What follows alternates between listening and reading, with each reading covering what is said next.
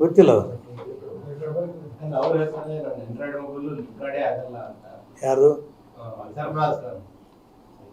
ಗೊತ್ತಿಲ್ಲ ನನಗೆ. ರೆಕಾರ್ಡ್ ನನ್ನ ಮೊಬೈಲು ಚಾಲು ಮಾಡೋಕ್ಕೆ ಬಂದ್ ಮಾಡೋಕ್ಕೆ ಗಡ್ಡೆ ಬರ್ತಾವೆ. ನಿಮ್ಮ ಮೊಬೈಲಿಂದನೇ ಮಾತಾಡಿದೆ ಸರ್? ಯಾರು ಹಚ್ಕೊಟ್ರು ಮಾತಾಡಿದೆ ನಿಮ್ಮ ಮೊಬೈಲ್ ನಾನು. ಅಲ್ಲ, ನನಗೆ ಸರ್ಫರಾಜಿಗೆ ಮತ್ತೊಂದು ರಿಕ್ವೆಸ್ಟ್ ಲೆಟರ್ ಕಳಿಸ್ತಾ ಇತ್ತು. ನಾನು ಹಿಂದೆ ಲೆಟರ್ ಕೊಟ್ಟಿದ್ದು ಆಗಿಲ್ಲ, ಈಗ ಮುಂದಾದರೂ ಮಾಡ್ತೀರಿ ಅಂತ ಕೇಳಕ್ಕೆ ಫೋನ್ ಹಚ್ಚಿದೆ. ಫೋನ್ ಹಚ್ಚಿದಾಗ ಇದೆಲ್ಲ ಮಾತುಕತೆ ಆಯಿತು.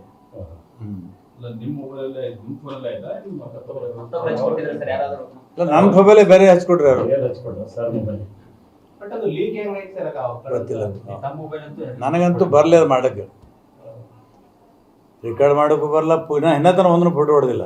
ಯಾವಾಗ ಸರ್? ಎಷ್ಟು ದಿನ ಬ್ಯಾಕ್ ಮಾತಾಡಿದ್ದು? ಮೊನ್ನೆ 3 ದಿವಸ ಹಿಂದೆ.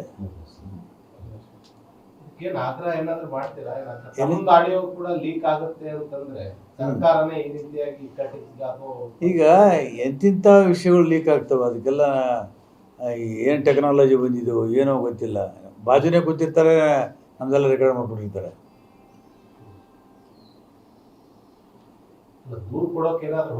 ಎಲ್ಲ ಹೋಗಲ್ಲ.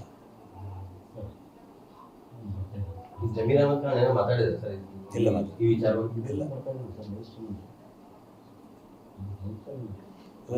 ಚಾಯ್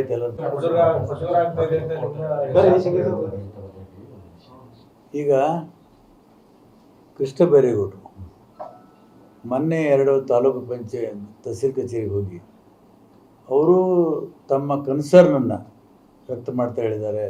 ಬೋರ್ಡ್ ಹಚ್ಚಿರಿ ಅಂತ ಹೇಳಿದ್ದಾರೆ. ಇದೇನು? ಅವರು ಕಂದಾಯ ಇಲ್ಲ ಮಂತ್ರಿಗಳಾಗಿ ಅವ್ರ ಇಲಾಖೆಯಲ್ಲಿನೇ ಅವರೇ ಹೇಳಿದ್ದಾರೆ ಬೋರ್ಡ್ ಹಾಕ್ರಿ ಅಂತ. ನನ್ನ ಸ್ಟೇಟ್ಮೆಂಟ್ಗೆ ಇಷ್ಟು ಸೀರಿಯಸ್ ಯಾಕೆ? ಅವ್ರ ಕಂದಾಯ ಸಚಿವರು, ಅವ್ರ ಕ್ಯಾಬಿನೆಟ್ ದರ್ಜೆ ಸಚಿವರು ಅವರೇ ಹೇಳಿದ ಮೇಲೆ ನಂದೇನೂ ಅಲ್ಲ.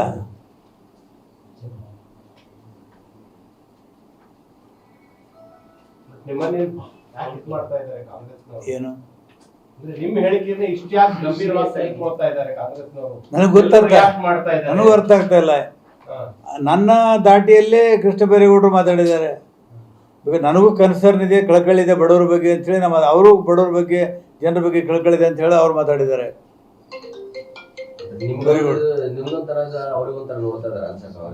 ಅದೆಲ್ಲ ನಿಮಗೆ ಬಿಟ್ಟಿದ್ದು. ಅಂದ್ರೆ ನಿಮ್ಮನ್ನ ಟಾರ್ಗೆಟೆಡ್ ಮಾಡಿ ನಿಮ್ ಕೋಟ್ ಮಾಡಿ ಮಾತಾಡ್ತಾ ಇದ್ದಾರೆ.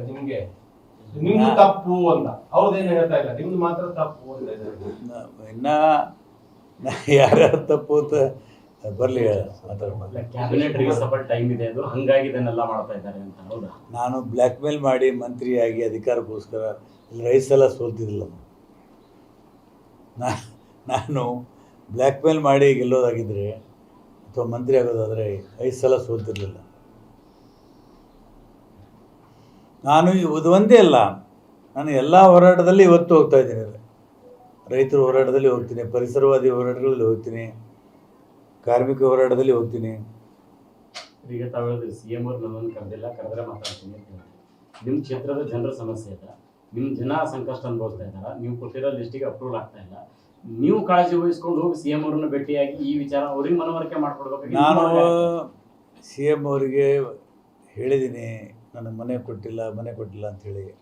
ಪಾಪ ಅವರು ಏನು ಮಾಡೋಕ್ಕಾಗಲ್ಲ ಕಾಣಿಸು, ನನಗೂ ಮನೆ ಬರಲಿಲ್ಲ. ಅಲ್ಲ, ಇದು ಆಳಂಕೆ ಯಾಕಂತ ಸರ್, ಈಗ ಬೆಳೆ ಇನ್ಶೂರೆನ್ಸ್ ವಿಚಾರಕ್ಕೂ ಬಂದಾಗ ನೀವು ಒಂದಕ್ಕೊಂದು ಲಿಂಕ್ ಹಚ್ಬೇಡ್ರಿ. ಇಲ್ಲ, ಅಲ್ಲೂ ಹಂಗೆ ಬೆಳೆ ಇನ್ಶೂರೆನ್ಸು ನಮಗೂ ಬಂದಿದೆ. ಬರೀ ಚಿತ್ತಾಪುರ ಶೆಡಮ್ ಮಾತ್ರ ಬಂದಿಲ್ಲ, ನಮಗೂ ಬಂದಿದೆ. ಇನ್ನೂ ಒಂದು ಫೈನಲ್ ಕಂತು ಬರಬೇಕು.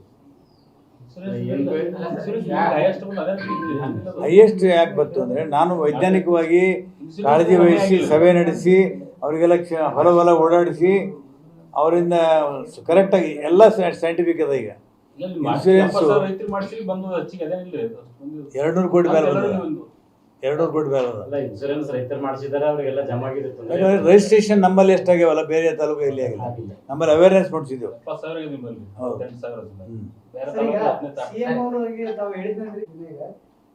ಮಿನಿಸ್ಟರ್ಗಳು CM ಅವರಿಗೆ ಮಾತು ಕೇಳ್ತಾ ಇಲ್ಲ. ಅದೆಲ್ಲ ಹೇಳೋಷ್ಟು ದೊಡ್ಡವ ನಾನಲ್ಲ. ಈಗ ನಿಮ್ ಕ್ಷೇತ್ರದಲ್ಲಿ ಆಗಿರೋದು ಅಕ್ರಮ ಅಂತ ಹೇಳಿ ಅದ್ರದ್ದು ಏನಾದ್ರು ತನಿಖೆಗೆ ಆಗ್ರಹ ಆತರ ಏನಾದ್ರು ಮಾಡ್ತೀರಾ ಅಥವಾ ಈಗ ತನಿಖೆ ಮಾಡೋದಾದ್ರೂ ಕೂಡ ಮಾಡ್ತಾಡಿದ್ರೆ ಮಾಡಲಿ, ನಾನು ತಯಾರಿದ್ದೀನಿ. ಏನ್ ಯಾವ ವಿಚಾರ ನಾನೇ ತನಿಖೆ ಆಗಬೇಕು, ನೇರವಾಗಿನೇ ಹೇಳಿದ್ದೀನಲ್ಲ ಮುಖ್ಯಮಂತ್ರಿಗಳು, ಅದೆಲ್ಲ ಗೊತ್ತಿದೆ. ತಾರ್ಕಿಕ ನಾನು ಆಯ್ತು ರೀ, ನನ್ನ ಮಾತು ಕೇಳ್ರಿ. ನೀವು ಕೃಷ್ಣ ಬೈರೇಗೌಡರು ಹೇಳಿದ ಮಾತು ಅದು ಎಲ್ಲಿ ಹೋಯ್ತು?